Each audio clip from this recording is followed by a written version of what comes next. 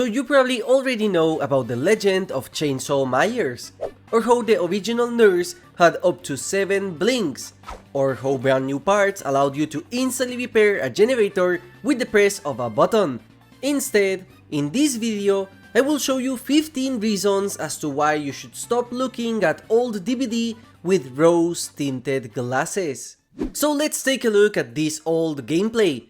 If you have a keen eye, you might have noticed something weird in this footage, and I am not talking about the fact that Iron Will is a common perk. The exit gates are already powered, yet Jake is repairing a generator. Well, this is not a bug. This is actually how generators used to work in the past. Back in the days, repairing 5 generators didn't automatically repair the other 2 remaining gens. This meant that if you really wanted to farm all blood points, you could intentionally stay in the match to repair them and get even more progress in the objective category. Since there was no skill-based matchmaking, some survivors intentionally matched with bad killers in order to farm them, and this was such a common issue that Behavior had to fix it by automatically repairing all generators in the end in the patch 1.3.0. The next patch after this, 1.4.0, is one of the most important patches in the history for all killers. The reason why is because this was the patch that introduced gen kicking. You heard me right, kicking generators was not a thing in the past, and it was only added on February of 2017, and by looking at the footage, you can see that originally it took a long time. Who would have thought that a mechanic that is so important for the game, one that defined an entire meta and has various perks based around it, was actually not something that was part of the game from the start.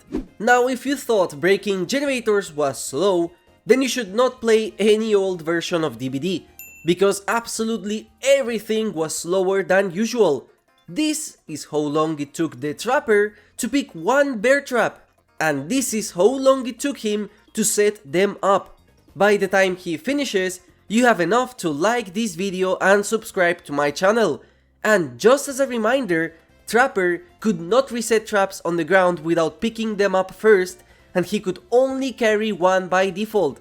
And if you thought that was bad, just take a look at how long it took Hag to set one trap. Even picking up a survivor took you ages compared to how fast it is now. And let me not get started at vaulting, which was so slow for killers. Survivors could easily chain you for ages because of it. Over the years, Behavior has been consistently speeding up the killer actions one by one, from hooking speeds to basic attack cooldowns, and it just shows how the gameplay has evolved to be very fast-paced nowadays. When I said that everything was slow, I was not exaggerating, and by far the slowest and worst thing was the Bloodweb. Before all the thousands of optimizations they did to it, you had to spend so much time there to get useless add-ons. First of all, the Bloodweb was bigger than it is now. Originally, it was so big that by the time you were level 25, it would look basically the same as a current Prestige 50. To make things worse, everything was significantly more expensive, but instead of being based on rarity, it was based on the position in the circle. So all add-ons inside would cost 3,000, all the add-ons in the middle would cost 5,000, and the exterior would cost 8,000. Imagine spending that much on a cheap trash add-on.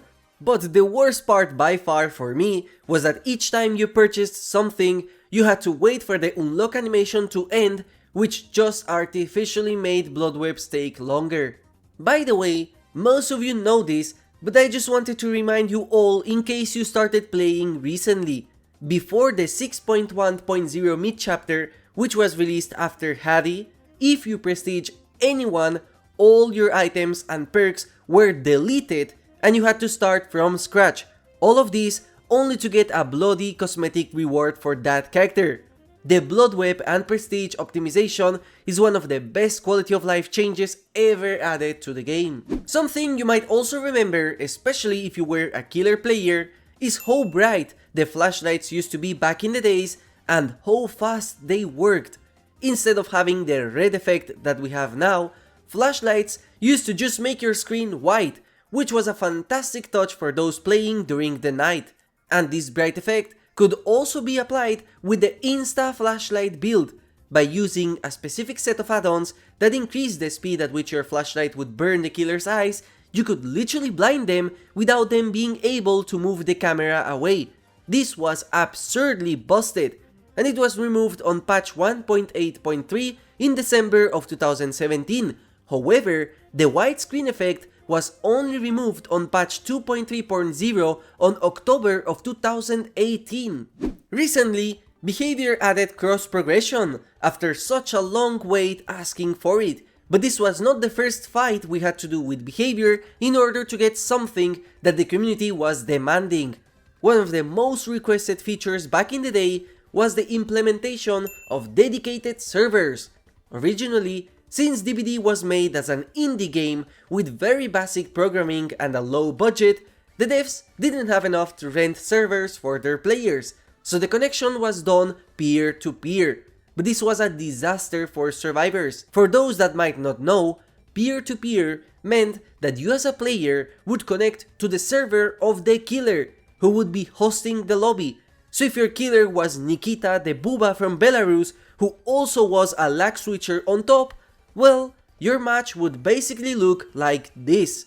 However, on the killer's end, the game would run fantastic, since you would literally have zero ping. Dedicated servers would only come to the game in late 2019, as they did various tests before in order to fix the netcode issues caused by these servers, as the game was built with peer-to-peer in mind, so there were a lot of issues related with projectiles or with stalking killers. And if you're wondering why grabs barely work now, it's due to dedicated servers. Another change that was introduced with dedicated servers was the ability to stay with your friends after a match ended. And this sounds crazy, but it's legit. Back in the days, if you were playing with friends and you finished a match, you would have to invite all of your friends back to the lobby again in order to play together. As you might imagine, this was very annoying to do, and it was crazy that this was something anyone would have to do in a video game in the first place. Imagine having to invite your friends after every single match in Valorant. What I find absolutely wild is that before making this video, I thought that this was something that was a thing maybe in 2016 and 2017. But this was a thing up till late 2019, when the dedicated servers were officially introduced. Guess it shows how I have no friends to play this game with. But by far the biggest change introduced with dedicated servers was a fix to one of the most annoying problems ever: disconnects.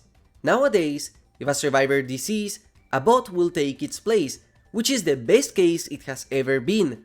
In the past, this was not the case, as anytime a survivor disconnected, they would literally disappear from the match. This created a very hard to perform technique only mastered by the pros, which was called the Narnia tech, where you would disappear after entering a locker. However, the true veterans will remember that back in the good old days, if a survivor disconnected while the match was loading in, the game would still continue as usual, only there would be one less generator to repair. In other words, the game was doomed from the start. This was not only annoying for survivors, but also very annoying for killers that wanted a normal match, as usually what would happen is that the killers would either farm together with the survivors in order to not waste their blood point offerings, or end the match fast but only get like 2000 or 3000 blood points, which was a waste. Now, something you might have noticed from all the footage that I showed is how dark Old Dead by Daylight used to be, and that's something that a lot of players want back again: the old atmosphere of Dead by Daylight. Nowadays, the vast majority of maps are very bright, to the point that you can easily see a survivor from across the map, but back in the days, this was an almost impossible task. Coldwind was played during nighttime, Crotus Pren Asylum looked beautiful, and even Ormond was still darker than it currently is. But this came at a cost. By using certain cosmetics, especially with Claudette, you were able to hide in plain sight from the killer, and by using the Moonlight offerings, which darkened the maps even further, the end result was a worse experience than playing with the monitor with sunlight hitting on it. You couldn't see So let's say that they bring back this atmosphere to the game, and trust me, besides a small minority absolutely loving this change, the majority will be pissed. The problem is that nowadays, a lot of players use filters in order to see better during the trial, either for competitive advantages or for accessibility issues, and these filters are not going anywhere. The only solution Behavior could do in order to keep the majority of the player base happier is making the maps brighter by default, which helps especially for those visually impaired and those playing on TVs. And if you ask me, if I have to choose between good atmosphere or good gameplay, I choose the latter. But not only were the maps darker, they were also significantly harder for killers too. You might think that windows being infinite and the busted main buildings like original Ironworks of Misery were enough to make the games miserable for killers, but that was not all. Let's talk about the original pallet density in the game, because it was way too much. Originally, all normal loops could spawn with various windows and 2 pallets at the same time. You can check it in old gameplays. Basic loops which have a pallet on each side, which is absurdly crazy. And the funniest part is that the skill level of everyone involved was so terribly bad that killers could still kill even with these setups, as survivors didn't know the concept of looping or even chaining loops. All they did was run randomly and camp pallets. No wonder the nurse existed. She was made to bypass this absolute trash map design. The double pallet spawning was completely removed from the game in January of 2018, when the devs introduced the pallet density mechanic, which allowed them to take control of pallet spawns instead of it being based on RNG. Nowadays, double pallet spawning only happens in Greenville, but it's intentional. To make things worse, not only were there more pallets than now, but there was also a very disgusting mechanic existing, which was the Pallet Vacuum. Basically, while running, if a survivor pressed the button to drop a pallet, they would instantly be teleported to the other side, which allowed them to dodge hits like this. This was a very annoying mechanic, especially for the doctor, which made it so that you had to zap the survivors earlier in order to prevent them from teleporting to the other side. This feature was removed from the game in June of 2018 with the anniversary patch. However, the vacuum mechanic is still technically in the game in 2 forms.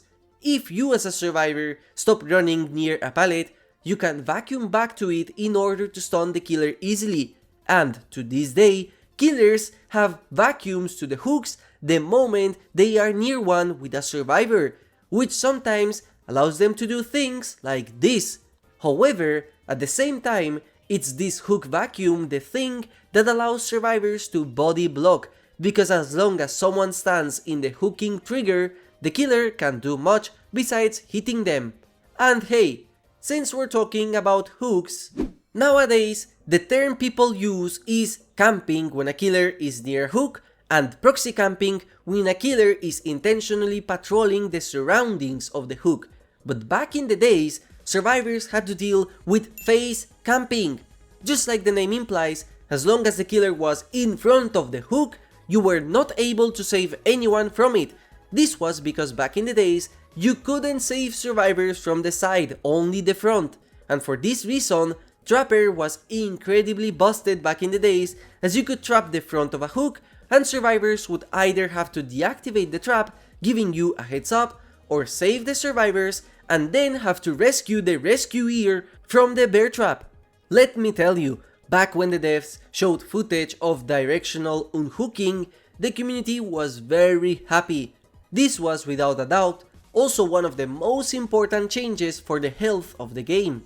And this is something more well known, as the change was relatively recent, but I think most of you just don't remember how bad it used to be back in the days.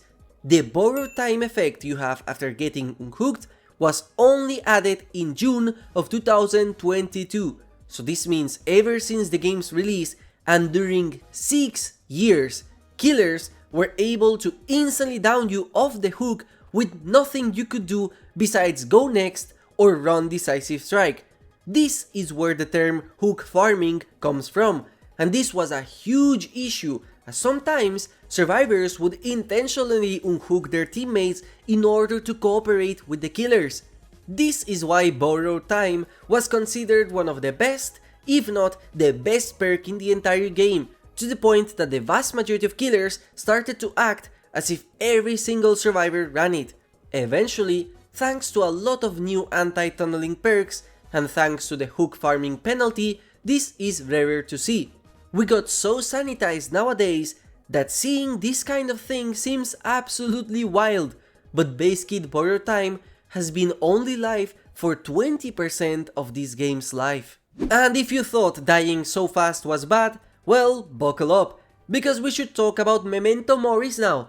As you may know, soon the yellow Mori will be retired, and the finisher Mori mechanic will be introduced as part of the game.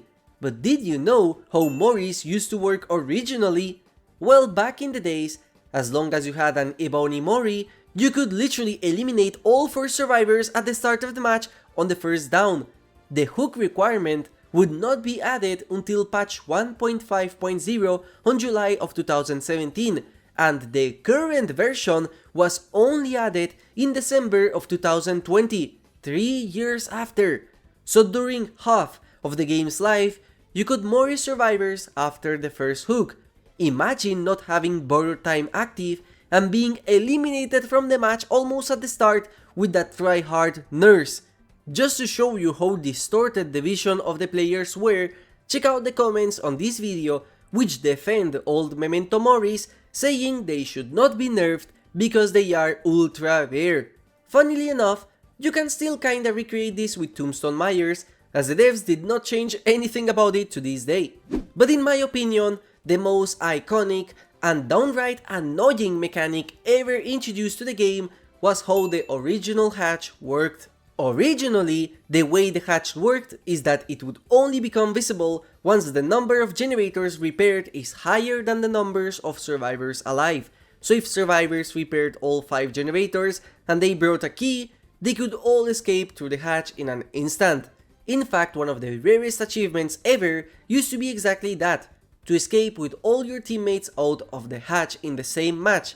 And this led to some very big problems, because as long as a survivor had a key, the moment 1 or more survivors were dead, the hatch was a potential solution. So a lot of killers lost winnable matches simply because survivors just escaped through the hatch, sometimes even leaving their teammates alone. And if we go before patch 2.7.0 released on April of 2019, if the killer sacrificed your teammates at 5 gens, the hatch would not spawn, as you had to repair at least 2 generators before it did. But that's not all. Further back, before 2018, you as a killer were not able to close the hatch at all, and so the only solution killers and survivors had was to stand next to each other in order to see who would fold first. If the survivor attempted to jump inside the hatch, the killers could grab them. However, if the killer hit them before, the survivors could escape. This caused the famous hatch standoffs that some people will fondly remember, and to make things worse, originally, games would not be over after 1 hour passed. This meant that you could sit with another player for hours before any of you would fold. Let's see if any of them will escape before this video ends. As always, thank you for watching and have a nice... Oh, it seems like the survivor won this hatch standoff. Anyways, as I was saying, thank you for watching and have a nice day.